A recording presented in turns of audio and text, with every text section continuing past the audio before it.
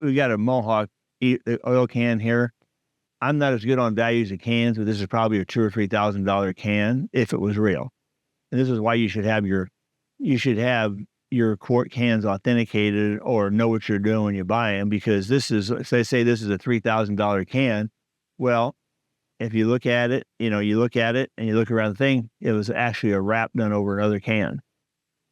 And it's hard to tell. I mean, whoever did this did a very good job. And there it goes back to, again, how I figured it out is using my fingernail or your knife.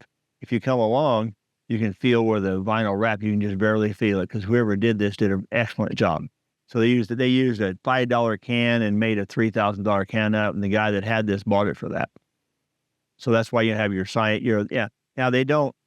I've seen 1 pound grease cans, quart cans, and I've seen 1 or 2 5-quart cans, because they're round, they're easy to do. Now I haven't seen them do square cans or rectangle stuff like that, but they will at some point. But that's just what you got to do when you're paying a lot of money for something. You need to do due diligence. So just remember that they took a $5 can, made a $3,000 can out of it. You should only buy from reputable sellers that guarantee their product, or auction houses that know what they're selling. I authenticate oil cans, but also with the tax process, we authenticate cans or inventory cans, so they're in your inventory for your collection, for your insurance, and different values for that.